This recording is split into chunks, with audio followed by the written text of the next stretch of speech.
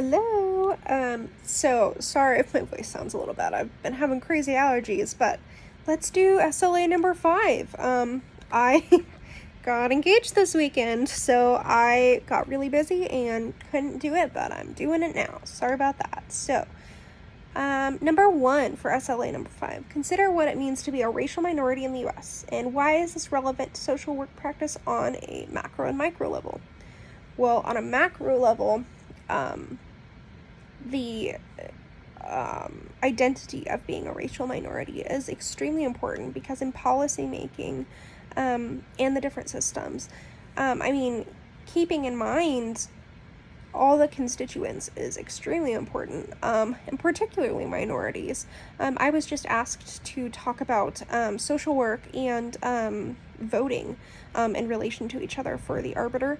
And what I explained was that it's our obligation to vote with our clients in mind, and to vote with minority and disenfranchised populations in mind, because we see how these policies impact them on a micro level.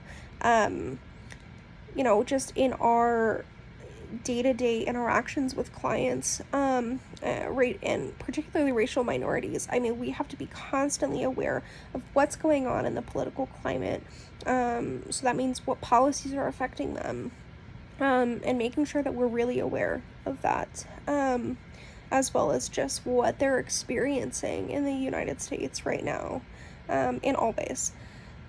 So I think, on a micro level, just making sure that we are voting for policies and advocating for policies that positively impact racial minorities and are advocating against policies that negatively impact them.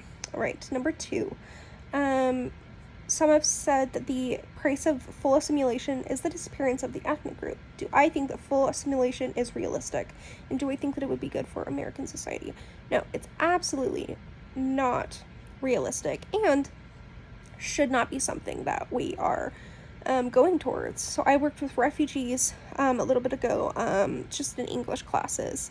They would take it, after school or after work, and we kind of talked a little bit about their culture and their cultures and how that has played into assimilating into the United States. And honestly, the only thing that is needed, which is also controversial, but is just learning English, learning the language, getting as fluent as they can, is the only part of assimilation that I think is just necessary in the fact that it makes their experience here easier on them. Obviously not the learning English part, extremely difficult, but I think America has it so set up that you have to know English to do most things.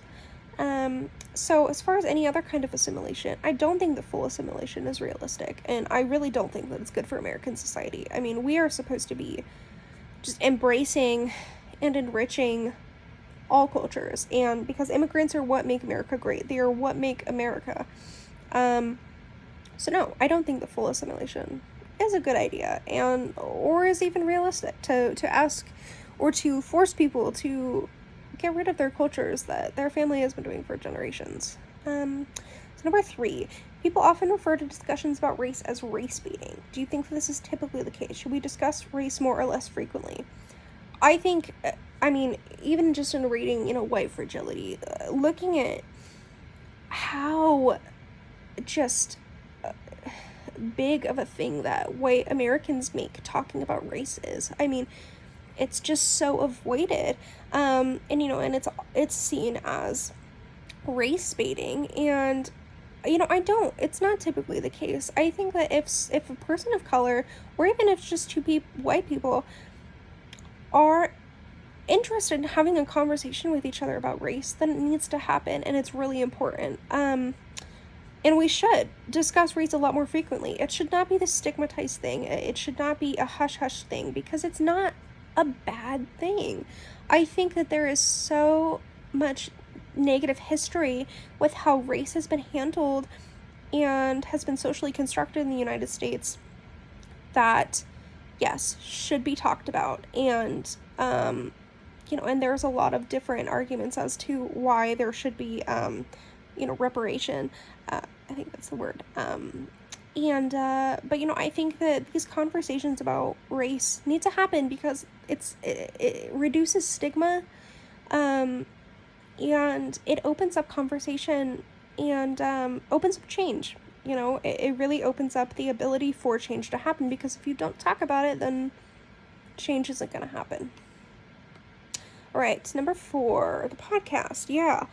So they were saying that if you were not on the community or the receiving end of microaggression, it's even more important to address these words or actions. So really in relation to white people in America. Do you agree with this? Why or why not? I absolutely agree with it. I think that white people need to hold each other accountable for their actions, because it is not the job of the communities who are experiencing these microaggressions to hold others accountable, because A, that's exhausting, B, it can be extremely uncomfortable for them, as well as unsafe. So white people a lot of times listen to other white people, and so having these conversations and talking about these with words or actions is the way that change is going to happen, unfortunately, with just how we've built society and change, because there are more white people in power, and so white people in power need to listen. And then 5, the film 13th, loved that. It was just incredible. Hard to watch, but incredible. And looking at in the 2020 context, it was so relevant. So how does the film support, supplement, or discredit what you were seeing and hearing today in regard to racial inequities in the criminal justice system? I mean, it fits it to a T. Obviously, there's more going on right now, than maybe when the film was made, but than in 2016, but it's not that different. Just how the criminal justice system is built and how modern day slavery is happening right under our noses. It supplements and supports it in every way. Just with the evidence of all the prison systems, with the CCA, even looking at just that, with looking at, private prisons, and how really how this is supplemental or supportive facts of the inequities and racial inequities in the criminal justice system in the United States right now. 6, how will what you learn from the module and the readings and all that influence your practice as a social worker? State what you plan to do based on this information. So I think that I need to tap into a lot more advocacy. I do different things, like I donate to Black businesses, I advocate for different policies, but I can always do more. And as a social worker, that's my job, as well as constantly continuing education, particularly around these huge issues, these huge systemic issues on a macro level, making sure that I keep those in mind, and I'm advocating constantly keeping up on what's happening in the world so that I can better help my clients.